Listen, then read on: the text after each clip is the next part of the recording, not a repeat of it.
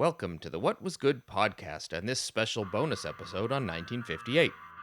In this episode, we'll be discussing the classic Alfred Hitchcock film Vertigo. It was not nominated for Best Picture, nor was it the highest grossing movie of 1958, but it has gone down in history as one of the greatest films of all time. As always, if you want to get a hold of us, feel free to reach out via email at whatwasgoodpod@gmail.com, and remember, if you send an email, include your mailing address and you'll get a handwritten postcard from me, Schuyler. You can also find us on X/Twitter at whatwasgoodpod and on Letterboxd at letterboxd.com/whatwasgoodpod. And now, on to the episode. Hope you enjoy it.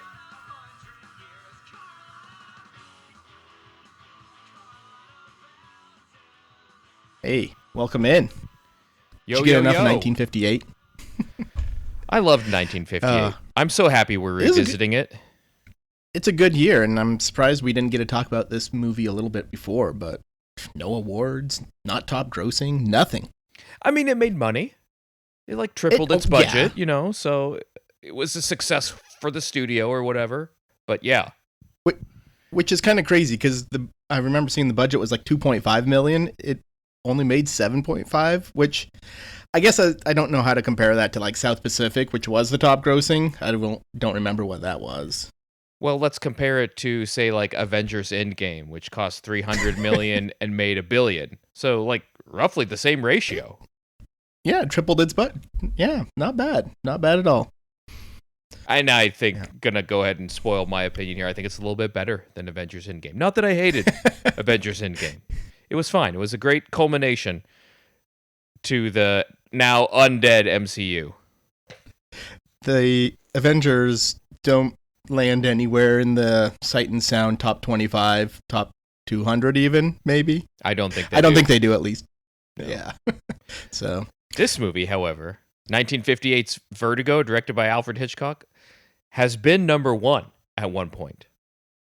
It was until 2022, I believe, is when it got knocked. It was only there for a few years after Citizen Kane was the top one for a very long time. Yeah, so they do this survey every 10 years.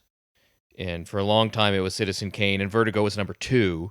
And then in 2012, it moved up to number 1. And then they added a whole bunch of people that get to vote in 2022, and it dropped down a place.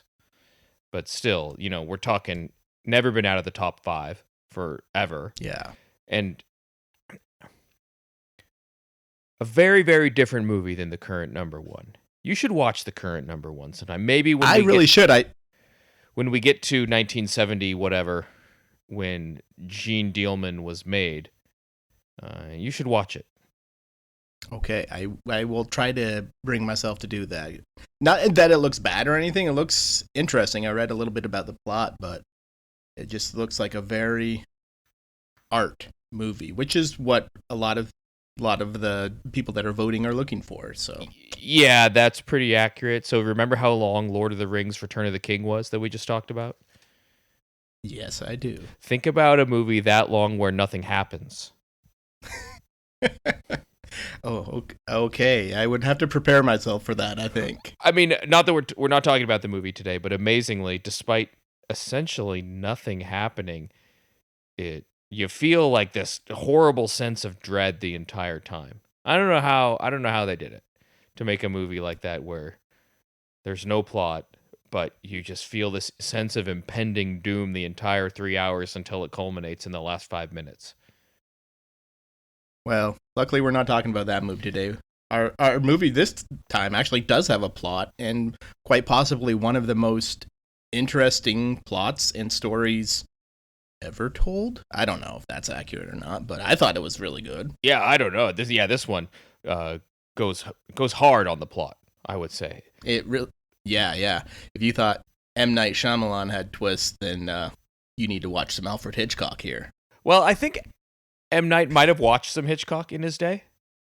Possibly. It's just a theory. I haven't read enough of his interviews to know if he's ever seen Vertigo or North by Northwest or any of those other ones. But I just have a feeling maybe. Yeah, I kind of feel like that might be a requirement for most good filmmakers. But so I got to start though here. as soon as this movie got through the credits and everything, I heard Jimmy Stewart's voice, or James Stewart's voice. You can call him Jimmy. Okay, yeah, that's what I'm used to. And I instantly went to Life is Wonderful. No. That's the Roberto Benigni movie from like 1998 that won Oscars. You're thinking of It's a Wonderful Life. Oh, oh my goodness! I even wrote that down, and I still messed it up. No, that's Life is Beautiful. That's the Roberto Benigni. Because we're both getting confused here. Yeah, that one, Life is Beautiful, that falls in my top 10 all time. So I know that one, but yeah, It's a Wonderful Life. That I instantly was transported to him doing that role, and it struck me because I was like, oh yeah, it's the same guy, but a very, very different role. But still that same lovable Jimmy Stewart. It really was. I watched Harvey earlier this year. Great movie about a big invisible rabbit, also starring Jimmy Stewart. And he's just such a wonderful actor. I love him in these movies. He's so likable. Just his voice puts you at ease, kind of, I think. And it's just relaxing to listen to him talking and playing his roles. And yeah, that was the first thing that happened when I started watching the movie. About a decade ago, maybe a little bit more, found out that a in-law in my wife's family had never seen It's a Wonderful Life. Oh, man. We dug around her stepfather's house for the VHS, couldn't find it, so we then decided to act out the entire thing. I mean, in an abridged version, of course, right? Yes. And I got to play the role of Jimmy Stewart, and I'm not going to do it today, but I could do a decent Jimmy Stewart impression, at least in his role as George Bailey. Yeah. I don't know if I can pull it off as John or Scotty or whatever his name is here, or the dual. We might need to reenact that next time we're together at Christmas time. I'm on board. I'm game. Okay, I'll play the role of someone else. I don't know. How about cousin or uncle? Oh no. Yeah, it's been 7 months since Christmas, and I haven't seen the movie in a while. The guy that loses all the money, the real villain of the story. Yeah, I don't remember his name, but the idiot uncle who can't do a thing right. I know who you're talking about, though. So yeah, wait.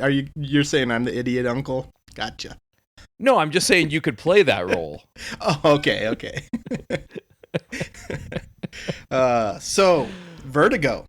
Have you ever had vertigo? Like the actual No, I have not. Me neither. Not a huge fan of like staring into an abyss from a bridge or something, but I've never had that weird effect, that vertigo effect. Yeah, but man, when that happened, I mean, you got to take this with a grain of salt when you look at today's videos and how they manipulate camera angles and everything and all the zooming and focusing and everything that is so normal nowadays. I've never really experienced vertigo either, but I understand the effects that were in this movie. I felt it a little bit because it was such a unique perspective, seeing the things kind of zooming in and out and up and down, and it kind of did make you feel a little bit dizzy. Yeah, I believe this was the first use of the dolly zoom in cinema. It was. Yeah, I remember reading that. It's just wild to think about, right? This is such a standard part of filmmaking now that it's almost cliche. But to see it for the first time, I wonder what it was like to be an audience who'd never seen anything like that before. I can only imagine sitting in the theater, big screen in front of you, and all of a sudden things are going a way you've never seen before. Things are zooming in and out, and I could see how people might walk out of there feeling a little bit dizzy if they had never seen anything like that. Yeah, and I wonder what it's like to be a director who thinks of it. Like, zooms had existed. Dollies had existed for, decades. And to think, what if we did them both at the same time? What would that look like? Oh, turns out it looks amazing. Yeah, it's... I mean, Alfred Hitchcock obviously is an amazing director. And just to be able to come up with these new ideas that have never been done before, I mean, that's kind of what he was known for. He had so many creative, unique ways of approaching his films that it was always a surprise about what was going to be in there, it feels like, from the ones I've seen at least. which isn't that many. I feel like we've gotten a long way into this without really talking about what Vertigo's about. So let's. Oh yeah, you wanna talk about that? Yeah, sure. Let's back up a minute. So, like we said, Vertigo was an Alfred Hitchcock film that came out in 1958. Takes place in San Francisco, a gorgeous, gorgeous San Francisco. Beautiful. And it features Jimmy Stewart and Kim Novak as John/Scotty and Madeline/Judy. Both played a couple of kind of dual roles, kind of not. So John is a former detective who got let go from the force because he got dizzy during a foot chase, and another cop fell to his death, and he can't get and Scotty can't get over it, so he's kind of unemployed. Now he gets hired by an old college friend of his, Gavin Elster, to follow Gavin's wife because she's going crazy, thinking she's possessed by the spirit of a woman from the 19th century San Francisco. So Scotty follows her around. Of course, it's the beautiful Kim Novak, who is this mentally unstable woman. He follows her. She goes to buildings that she doesn't remember going to later, culminating in her going to the Golden Gate Bridge and leaping into the San Francisco Bay. He rescues her. They fall in love, as people in movies do. And then things start to get really weird. Because That's true.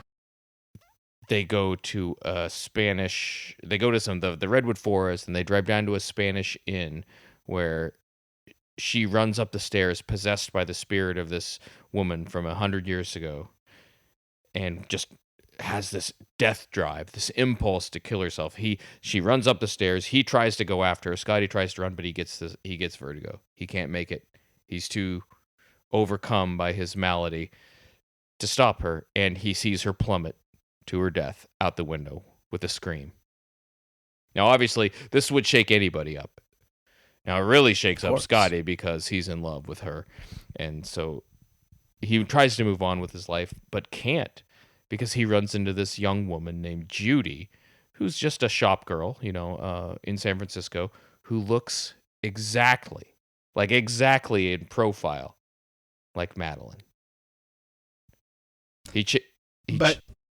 I got to stop you, though, because there was a period there between when she jumped out of the tower and when he sees Judy on the street, where he was in a mental hospital, I believe, or something like that. It never specifies exactly what it is, and it doesn't specify how long, but it says it's going to be at least 6 months, the doctor says, but it's not that important, but he is kind of out of it for a while. Okay, that is a good point, because one, he's been out of it for a while, and two, you suddenly can't trust anything that he's doing. That's true, yeah. He becomes this unreliable narrator, which I'll come back to that with some thoughts in a little bit, calling him the narrator. And so he runs into Judy. He really, really creepily follows her to her hotel and knocks on her door, and he's like, hey, little lady, can I come in and ask you some questions? I mean, we soon learn that it was all a setup, and Judy actually is a woman that played Madeline, wasn't actually the wife of Gavin Elster. So we learn this in the future. So in retrospect, it becomes less creepy, because she actually argued, she does know Scotty, and she's just kind of freaked out that he found her because he wasn't ever supposed to find her. But in the moment, you're like, dude. Yeah, it was like that. That's where I went, wait a minute. What's their age difference here? Because that felt really weird to have this, because Jimmy Stewart is a little bit older than Kim Novak there, but it felt a little bit wrong, and it's like, what is he doing? This is not like him in the rest of the movie. And bro, it was the 50s. It was fine. That's true. Yeah, everything was okay back then.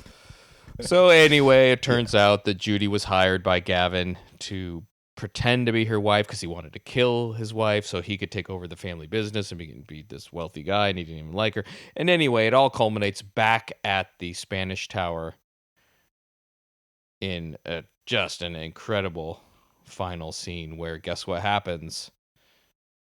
The second Madeline Elster / Judy Barton falls to her death. Okay, I gotta ask you this question then. The end? Is it though? I don't think there's a Vertigo 2, so yeah. No, no. I got to ask you this question though.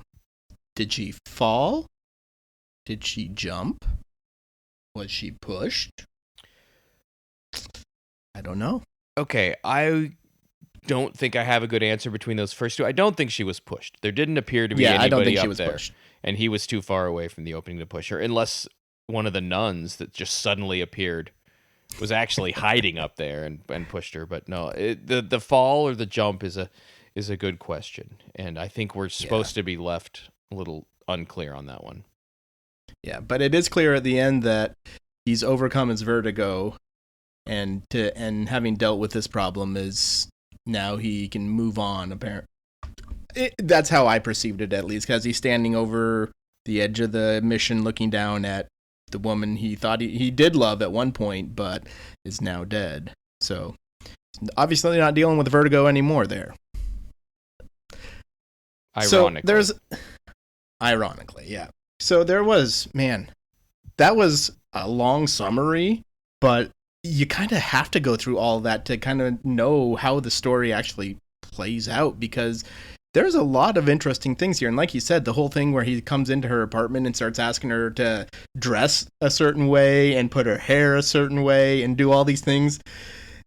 It did really feel really creepy, but then when you realize that he's back to just playing that detective role that he was so used to, that, oh, okay, that makes more sense. And Hitchcock had a great way of doing that, making you think one thing and then all of a sudden, oh, wait, no, it's not that. It's something completely different. And it was so good to see all the different ways that he manipulates your emotions throughout the movie.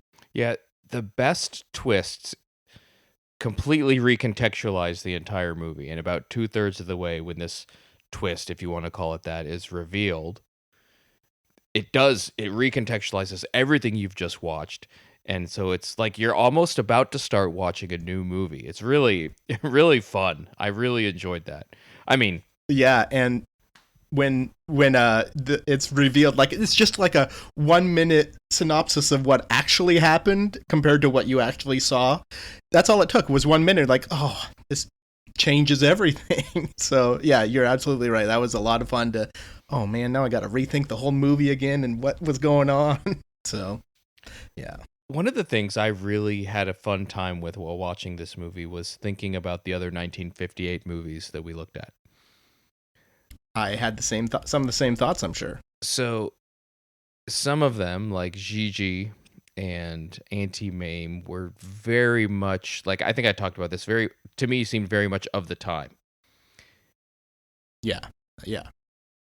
I think Vertigo, for me, was similar in a way to the Defiant ones, in that it looked towards the future of cinema. And this one, I mean, this had a higher budget, probably a better director, yeah, I would say better actors, but it's close, right? Yeah. But in a way, like, I found myself thinking, oh wow, Vertigo is really just presages the next 50 years of movie making, which I realized maybe is not because it predicted it, but because it was so influential. Like, there are so many things in this movie that changed filmmaking, and then everybody just did, and so it looks like, oh wow, Vertigo was way ahead of its time. No, Vertigo set the time. Yeah, that's I think that's a great statement there. Yeah, it changed how things were done, and it kind of set the stage for what was coming, because, man, and once people got like, oh, we can do that with our movies, okay, then you start to see even more impressive things. And I think a good movie not only tells a good story, but it also kind of pushes the envelope a little bit to kind of try something new that hasn't really been done before, and Vertigo most definitely did that. So I really also love the way that it played around with themes of identity between Madeline and Judy, and who the real person is, or is it the role you're acting, or is it the person that you are, Judy from Selena, Kansas, or is it this Madeline character that you played? And some of my other favorite movies that have now, I in retrospect could see, were very influenced by this, like Mulholland Drive, a David Lynch movie from 2001, I believe, and Ingmar Bergman's Persona. They're both very wrapped up in this filmic identity thing that I didn't realize was in Vertigo. I'd seen Vertigo in my first film bro cinephile phase back when I was in college, but probably haven't watched it since like 2001 or 2002. So to watch it again after seeing all these other movies, I'm like, okay, I get it now. That's where they got this. Okay. Well, man, this was for me. This was the first time watching it. I had never seen Vertigo before, so it was. I went into it knowing, okay, this is considered one of the greatest movies of all times, and so that skews my perspective a little bit, of course. But I think as I was watching it, I made me think a lot, like you said, about Gigi and the settings and scenery and the costumes even. They were just so well done. I loved all the different locations around San Francisco, the Redwood Forest, the Mission, the downtown.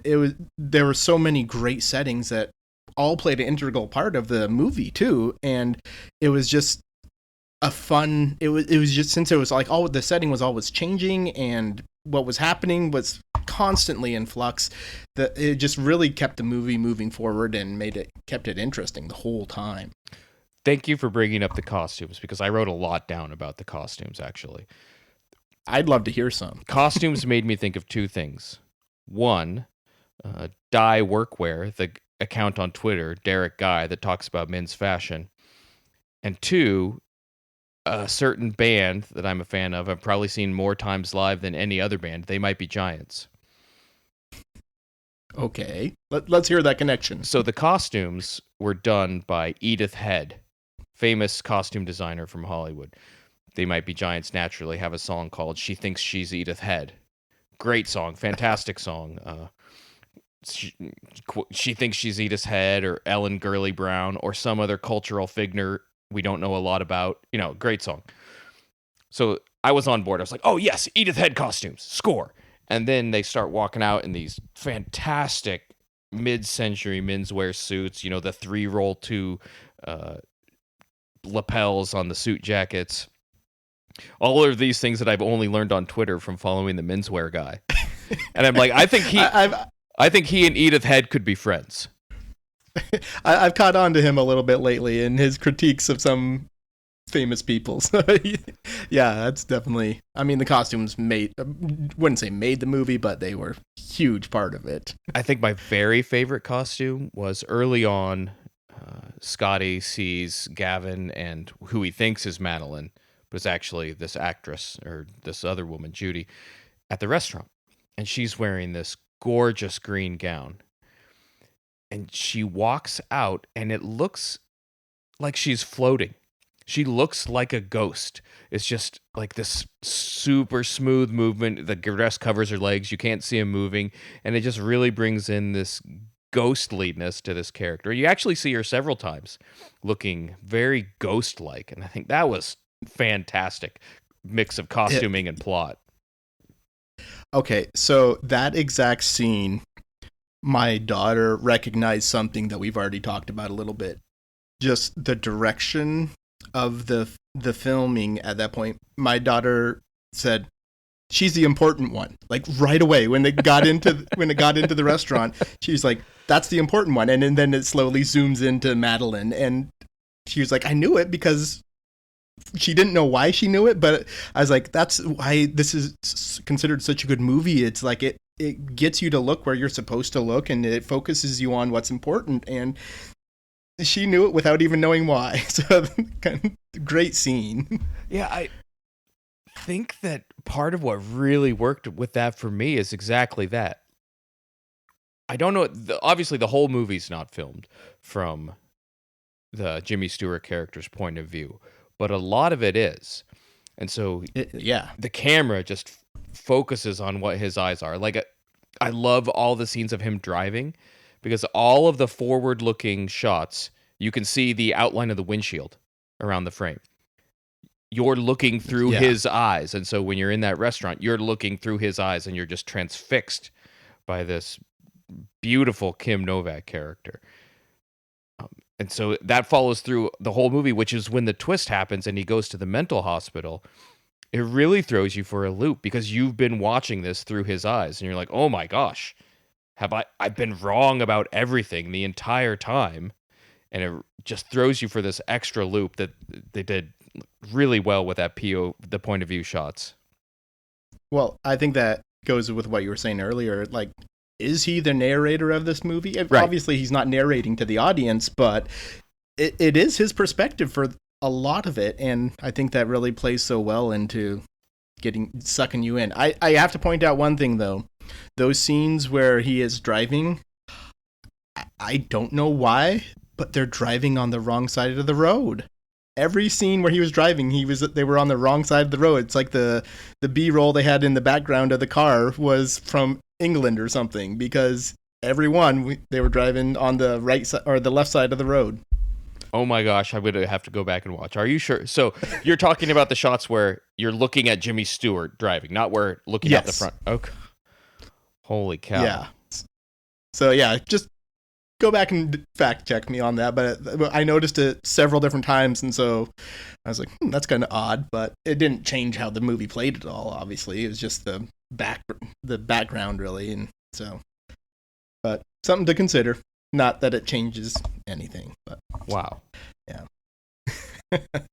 Did Alfred Hitchcock make a mistake in what is many consider his magnum opus? Well, he is British, so maybe he didn't notice it. Could very well be, since it was based in San Francisco. I don't know. So, obviously, this film is very influential, both in film history and pop history. And like I said, it had been a long time since I watched it. And so you get to the point where Madeline, the Kim Novak character, goes to the art gallery for the first time. And you see that she's looking at a portrait. And you find out that this portrait is a portrait of a woman named Carlotta Valdez. Heard that name. I was like, stop. Went to go check, and I was right. The seminal 1997 album, Where Have All the Merrymakers Gone, by the band Harvey Danger, who you might know from their hit song Flagpole Sitta. Okay, I recognize that. You remember that song? Paranoia, paranoia, everybody's coming to get me. Classic karaoke song. It happens at every karaoke session in my basement. The first track on that album is Carlotta Valdez. And it essentially just tells the plot of Vertigo. And interesting. I never made that connection. It's not even a connection. It's not like it's a hidden reference or anything. No, it's just about the movie. But I never picked up on that before for whatever reason. I wouldn't have ever made that connection. Obviously, I've heard the song, but I don't know that much about it. But I think the whole thing with Carlotta Valdez, it was so intricate. The plans that were made to trick Scotty, essentially, were so intricate and well told. It was really fun to watch that 1 minute where they kind of summed up what actually happened and how every little bit of evidence that happened throughout the movie was leading to what Gavin Elster had planned for killing his wife. And it just made so much sense. And I was like, oh, okay, I get it now.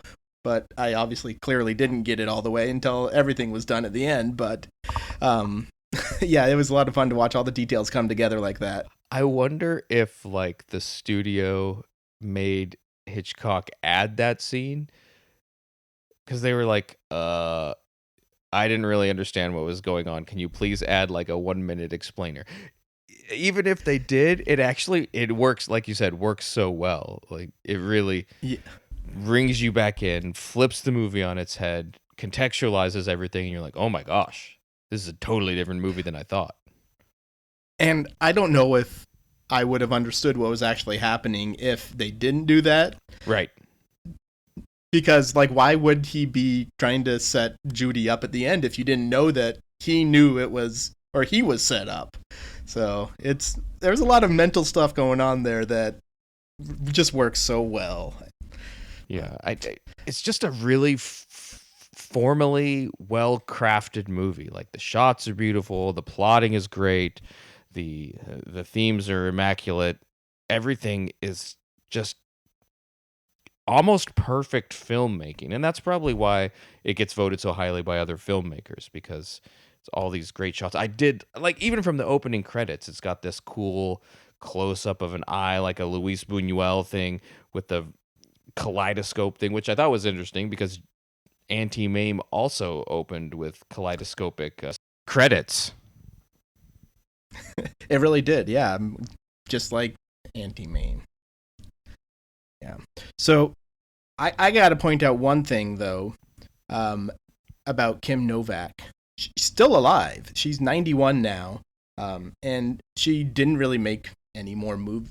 Well, she made some movies. She only made movies up until like the mid-60s, but she lives just like an hour and a half from me.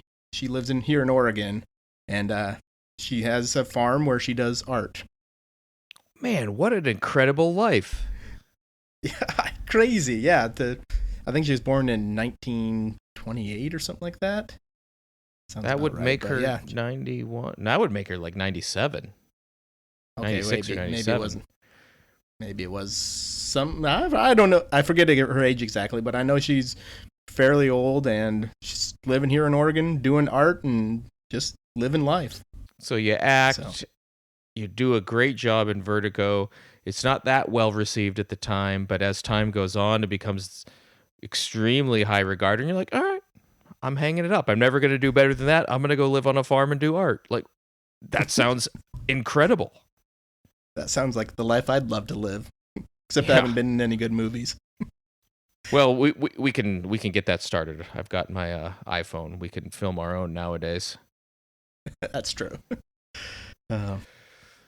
So one other thing, with this being called Vertigo, I almost wish there would have been more of the dizzying effects to some extent. I would have loved, I felt like there were some chances where there could have been some twists of perspective a little bit that kind of made you a little bit dizzier or kind of a little off-putting, but I there didn't need to be to move the plot along or anything. I just felt like that would have been a good addition to. And now, don't get me wrong, I don't think I should be telling anybody what they should add to their movies, especially an Alfred Hitchcock movie. But I just thought that would have been a fun addition to this movie. I feel like it could have been overdone.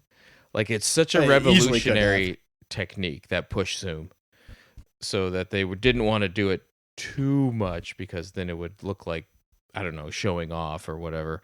I really did like the dream sequence. I almost always hate dream sequences in movies because dreams are almost never as meaningful as they are in movies. Like, oh, you dreamed something that was perfectly relevant to the situation that you're like, yeah, whatever. It's just an easy, cheap construct. But this one was strangely hallucinogenic and terrifying, and use those probably similar filters, color filters, like bright red filters that South Pacific used, only it looked awesome and cool instead of terrible because it was stylistic.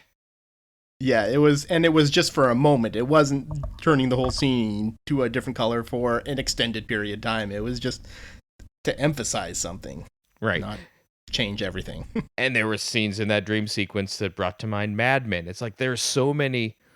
I don't know if you ever watched Mad Men. I never did really. Oh man, it's probably my favorite TV show of all time. Love that series. But the opening credits have this, silhouette of a guy falling, basically a quotation of that dream sequence in Vertigo. And there are so many modern things that I've watched that I didn't really realize were essentially just referencing Hitchcock and the greatest movie of all time. I think as we watch more movies, like I've never really gone through a cinephile phase before where I watch all the old classics. I think as we watch more, though, I'm going to start to see more of those connections between some of these older movies to what we watch nowadays and how they might have been influenced. So I'm going to start looking for these things more. So I graduated from college in 2002, and starting maybe about a year before that, bought my first DVD player, was like watching all these movies. Bought the Leonard Maltin big old fat 1,000-page book of the best movies at like his reviews and star ratings, and I'm going through and highlighting all the 5 or 4 stars, whichever his max was. And then I'm thinking, as I approach graduation, I don't have a job, right? And I'm thinking, well, what are my options for after graduation? I could go to grad school. I almost went to grad school to go to brewery science. I was, that would have been. Yeah, chemical engineer. It's a natural transition. That'd be cool. It's like, but my main plan, if I couldn't find a job, was to go to film school. Oh, I didn't even know that. Thank God I found a job. It would have been fun to see how you would have followed that path, but well, I wouldn't. I would have really, really struggled to make a living instead of having a well-established company give me paychecks every 2 weeks and then let me watch movies on my own time. Of course, then in 2003, my son was born, and that whole possibility of watching movies regularly that were not kids' movies went out the window. But I was this close. Had I not been employed gainfully, I would have gone to film school. That would have been man, I can't imagine where you'd be today if you had done that. Oh, I'd just be a little bit more annoying than I am right now. Just a little bit. I'm realizing now though that I don't watch that much. Like, I used to watch more movies, but I don't even watch that many shows. And so this has been fun to kind of see different perspectives and see, oh yeah, I can see some of the relations between this movie and other movies that we've watched. So yeah, I'm getting there. It'll take some time, but I'm getting there. Well, let me give you one more recommendation. Kind of in the news today because David Lynch announced today that he has emphysema. Famous director David Lynch. I don't know if you know who that is. Yeah. Yes, I do. That's one I recognize. But in the runnings with Mad Men for my favorite TV show ever is 2017's Twin Peaks: The Return. A David Lynch directed series. I think that David Lynch has seen Vertigo. What? You think so? Twin Peaks and a lot of his movies are full of doppelgangers and identity things and confusion about who's who and what's going on, and there's ghosts, and I would highly recommend. I'll even mail you my 18 or 16 DVD box set of Twin Peaks: The Return. Actually, the entire thing, the first 2 seasons that were on, I think, ABC back in 1990, 91. Way back. I remember watching those. But I haven't watched the newer ones. You got to watch the newer ones. Okay. I can manage that, I think. Can you? Between all the other movies. You have 18 spare hours? Maybe. I'll fit it in somewhere. But yeah, I enjoyed this movie a lot, and as I'm sitting here as we've been talking, I realized this one was more of a slow burn. Like, after I watched it a few days ago, I was like, it's good. It's not best ever quality. That was my first thought. But as I've been sitting and thinking about it more, and all the twists and all the intricacies, I'm starting to realize, okay, I get it.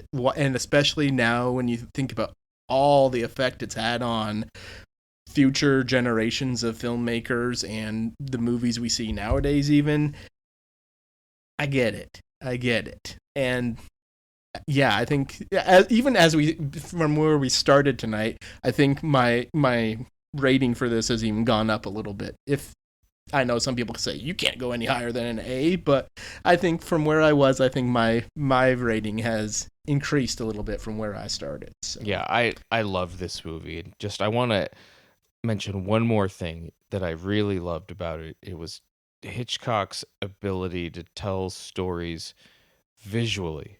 Like, there's this one scene where Scotty's walking by and he sees the woman getting into Madeline's old car, right? Yeah. And it's framed where he's looking at the car, but there's also a one-way sign pointed right at this woman. Like, there's one way out of this mystery. You have to go back into it. And like, doesn't say anything. It's just this beautifully framed, like visual storytelling shot that says, okay, we're going right back into this. That's the only way we're getting out of it. And like, there's so many of those in this movie. And all right, then I guess it comes down to, what do you give this for a rating? I think I'm going to have to go higher than an A. This is the first A+ we've watched. Okay, I the first thing I wrote down was B+. Then I erased the plus, and I was like, no, okay, hear me out. This was like right after I watched it. Then I started thinking like, okay, I didn't really like it, so I erased the plus. We're sitting at a B. Then after I laid in bed for a little bit that night, it went back up to a B+. And then I thought about it even more, and I settled on an A-. I think that's where I am. It's that could very easily be A+. I just don't know the entire perspective of this movie and all the effects it's had on everything since it. So critique me for giving it an A-, but it was amazing. No critiques for an A-. We might have had words if you stuck with a B, as like that might be as bad as rating Driving Miss Daisy a D. Like, actually, maybe even worse. I don't know. Yeah. Well, okay, so like I said, I haven't had a whole lot of experience with watching and rating movies, so I always compare them to each other. And from what we've rated, like I guess I did rate Return of the King an A, and so to give this an A-, till in my mind that Return of the King was better. I don't know if that's accurate or not, but it's just that's where I landed, and it's obviously an amazing movie and has had an amazing effect on filmmakers and all sorts of other things as well. So I feel like a lot of times you go back and you watch these movies that were groundbreaking, and you're like, yeah, I mean, I guess I get it, but it doesn't hold up. But for me, this one really did. It was both formally like very influential and groundbreaking, but also was fun as hell and like an actual good thriller, like a mystery. It was fun. It was entertaining. I think it really hit for me. Yeah, it's a amazing movie, and I always like to think, what would Hitchcock have done with today's technology? Oh man, can you imagine the movies he'd be making? You could do like a 300-yard dolly zoom, just like. He'd be doing something that is completely unheard of. Like, you wouldn't even use CGI, I bet. You'd just do amazing shots with technology, and man, it would be fun to see him now. I'd like to see Hitchcock at the hands of a drone. Oh man, that would refilm be Vertigo with a drone shot, just buzzing around the Spanish Mission Tower, like circling in and then zooming up to the opening where and then you see Judy plummet. Like, oh man, yeah, it would be fun. Okay, wait. This is why I don't. This is why I don't make movies. That would be god awful. Very last thing that I want to mention is right at the beginning, the very first scene where Scotty is chasing the criminal, and then his partner falls off the roof and dies, and he's hanging off the roof. How did he get out of that? Anyway, yeah, that's really a good matter. question. I had the same question. You see all those guys like running out there to find the dead body. Maybe they managed to go get a sheet or something and catch him because he wasn't climbing back up. He was hanging off of a broken gutter. Yeah. So, well, he made it anyway. It was fun. Yeah. If he didn't, the movie wouldn't have been what it was. And it was fantastic. It was. It really was. All right. So there you have it. Vertigo, 1958's not even nominated for much of anything, but considered one of the best movies of all time. And agreeably so. I think it really was. It really was. So thanks for listening to What Was Good Pod, our 1958 bonus episode. I think we'll be back next week with 2003's award winners. I hope to have the book done by then. Yeah, it is a bit of a difficult read. That it is, but that we'll take care of it next episode. So. I'll definitely watch the movies. Yeah, I'm okay with that. I can do that. Yeah. All right, until next time, thanks for tuning in, and we'll see you around. Bye.